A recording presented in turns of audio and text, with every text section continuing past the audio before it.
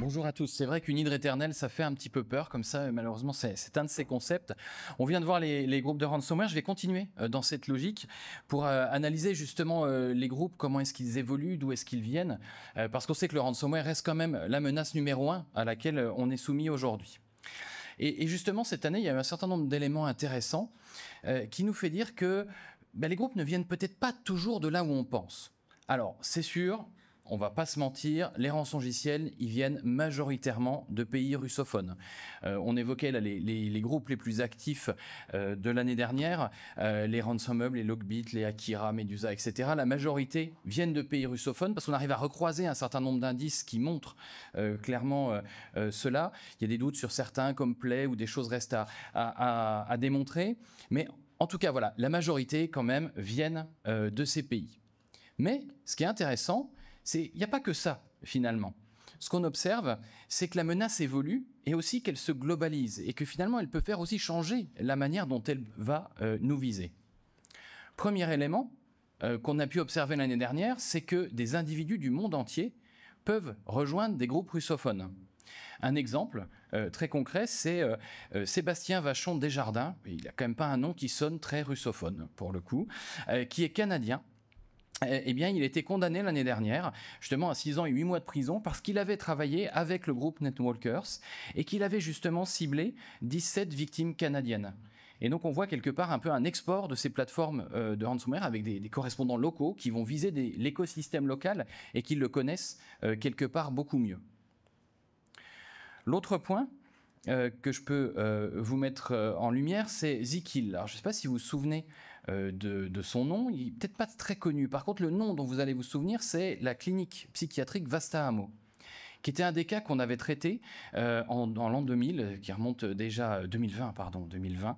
Ça remonte déjà un petit peu, voilà, je partais dans le passé là, mais en tout cas en 2020, il y avait eu une des attaques qui moi m'avait le plus touché parce que c'était une attaque où le cybercriminel avait donc attaqué cette clinique psychiatrique, avait volé tous les dossiers des patients, la clinique a refusé de payer.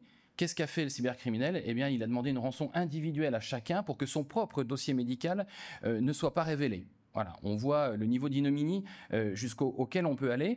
Eh bien, il faut savoir que ce cybercriminel, il a été identifié. Eh bien, il était justement de Finlande et il a été cette année condamné également. C'était la nouvelle de 2024 et on voit bien que là, il était dans son pays. Il a attaqué son propre pays, ce qui est souvent assez rare. On voit aussi qu'il avait commencé il y a longtemps parce qu'il avait attaqué sa carrière de cybercriminel dès l'âge de 13 ans. Donc voilà, on voit déjà un lourd passé. Et mouvement peut-être encore plus novateur quelque part et qui était vraiment, je trouve, une des nouvelles de 2024, c'est Scatter Spider. Est-ce que vous vous souvenez de ce groupe ? C'est ce groupe qui avait visé les casinos et les hôtels à Las Vegas l'année dernière, avec tous les dégâts qu'on avait vus, hein, les machines à sous arrêtées, les ascenseurs aussi, les portes qui ne s'ouvraient plus, voilà. Mais il s'avère que ce groupe, en fait, est un groupe exclusivement anglo-saxon, composé de 4 Américains et d'un Britannique qui ont été identifiés et qui ont été justement arrêtés avec le support du FBI et des actions dans différents pays.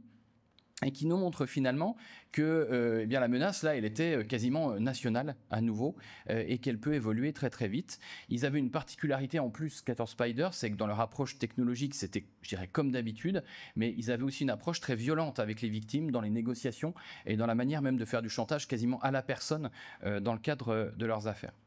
Voilà, donc on voit bien que les groupes se rapprochent de plus en plus peut-être de nos pays, de nos écosystèmes.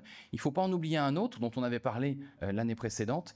Vous vous souvenez peut-être de Lapsus, qui depuis a été renommé The Advanced Persistent Teenagers, parce que la plupart des membres avaient moins de 20 ans et étaient basés en particulier au Royaume-Uni ou encore au Brésil. Donc on voit clairement que cette menace, eh bien, elle évolue.